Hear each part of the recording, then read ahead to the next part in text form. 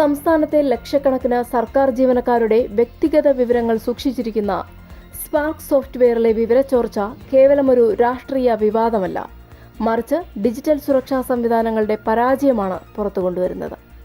IT വകുപ്പിന്റെ പ്രവർത്തനശൈലിയും കരാറുകളിലെ സുതാര്യതയില്ലായ്മയും ഭരണപരമായ വലിയൊരു പ്രതിസന്ധിയിലേക്കാണ് വിരൽ ചൂണ്ടുന്നത്.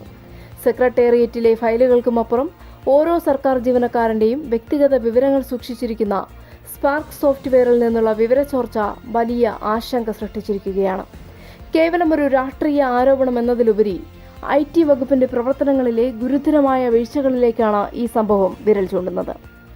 വിവാദത്തിന് പിന്നിലെ പ്രധാന കാരണങ്ങൾ എന്തൊക്കെയാണ്? ലക്ഷക്കണക്കിന് ജീവനക്കാരുടെ ശമ്പളം, ബാങ്ക് വിവരങ്ങൾ, ആധാർ തുടങ്ങിയ സുപ്രധാന വിവരങ്ങൾ കൈകാര്യം ചെയ്യുന്ന സംവിധാനത്തിൽ എങ്ങനെ പുറത്തുനിന്നുള്ളവർക്ക് കടന്നു കയറാൻ കഴിഞ്ഞു എന്നത് വലിയ ചോദ്യചിഹ്നമാണ്.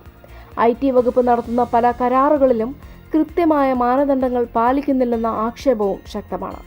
കേരള സ്റ്റേറ്റ് IT മിഷന്റെ കീഴിലുള്ള പ്രോജക്റ്റുകളിൽ ഡാറ്റ സുരക്ഷ ഉറപ്പാക്കുന്നതിൽ വീഴ്ച സംഭവിച്ചോ എന്ന് പരിശോധിക്കപ്പെടേണ്ടതുണ്ട്.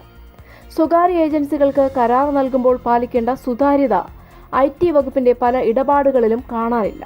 സർക്കാർ ഡാറ്റ കൈകാര്യം ചെയ്യാൻ സ്വകാര്യ വ്യക്തികൾക്കോ കമ്പനികൾക്കോ അനുമതി നൽകുന്നതിലെ നിബന്ധനകൾ ലംഘിക്കപ്പെട്ടതായാണ് സൂചനകൾ. ഭരണപരമായ വീഴ്ചകൾ പരിഹരിക്കാനും വിവരങ്ങളുടെ സുരക്ഷ ഉറപ്പാക്കാനും IT വകുപ്പിന്റെ പ്രവർത്തനങ്ങളിൽ സമഗ്രമായ മാറ്റം ആവശ്യമാണ്.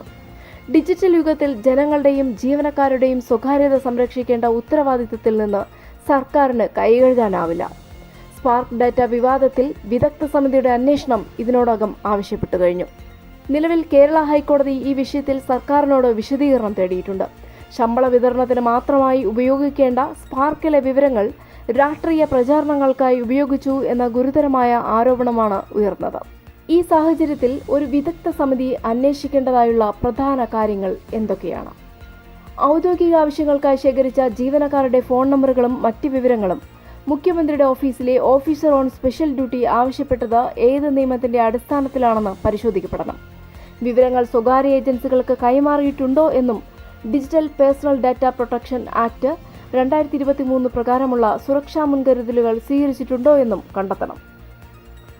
അതുപോലെ സ്പാർക്ക് പോലെയുള്ള സുരക്ഷിത സംവിധാനങ്ങളിൽ നിന്ന് ഡാറ്റ പുറത്തേക്ക് പോകാതിരിക്കാൻ IT വകുപ്പ് ഏർപ്പെടുത്തിയ ഫയർവാളുകളും സുരക്ഷാ സംവിധാനങ്ങളും പരാജയപ്പെട്ടോ എന്ന് സാങ്കേതിക വിദഗ്ധർ വിലയിരുത്തേണ്ടതുണ്ട്.